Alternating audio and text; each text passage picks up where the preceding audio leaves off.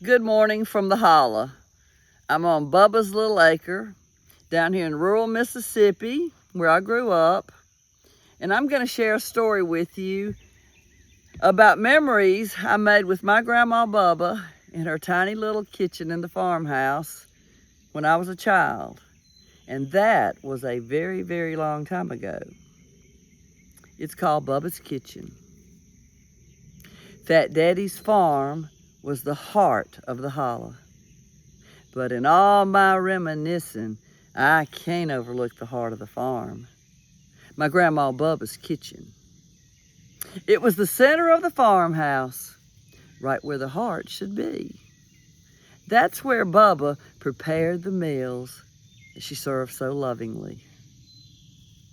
I can almost see that window fan behind Fat Daddy's chair and that old Formica table and the trusty Frigidaire.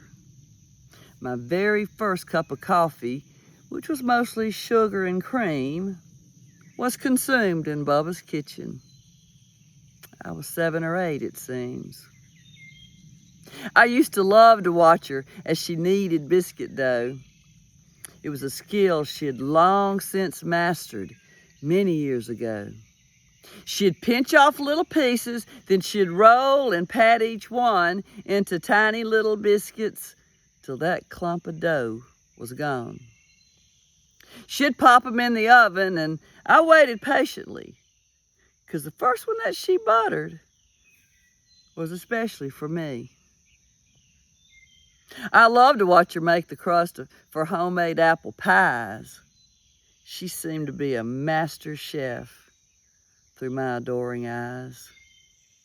Hands as tough as leather from years of work and wear could lift a pie crust, paper thin, without a single tear. Every day of Bubba's life was filled with many chores. She'd slop the pigs and milk the cows. She'd cook 3 meals, of course.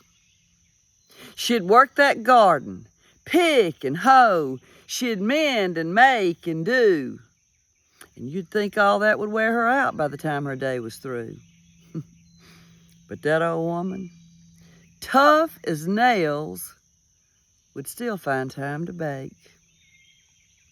Leather hands would turn to silk when my Bubba made a cake.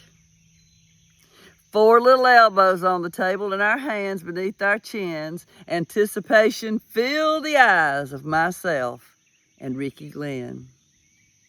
As she poured the batter in the pans, she'd hum a gospel tune. Then she'd leave a little in the bowl and hand us both a spoon. The only remnants of our treat by the time that we were done were sticky hands and faces. Not a lick was left, not one. I recall a certain incident that stands out amongst the others to which no one else bore witness save myself and my grandmother. Hog killing day was one day past and Bubba's pressure cooker whined. I was drawing pictures at the table where the Sullivan family dined. Then that cooker, full of chitlins, began to sputter and spit. And before I had a chance to run, the top blew off of it. Bubba charged that angry cooker, and I jumped up from my chair. There was chaos in the kitchen, and there were chitlins everywhere. They soared like little missiles as they erupted from the pot. They splattered when they landed. And boy, those things were hot. The entire room was covered with that native southern fare. They dangled from the ceiling.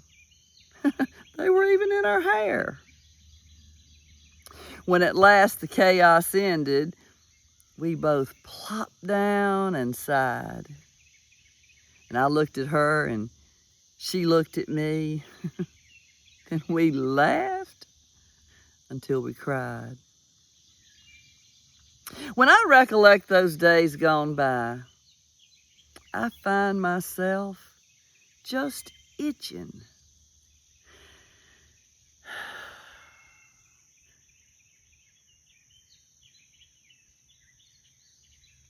to make just one more memory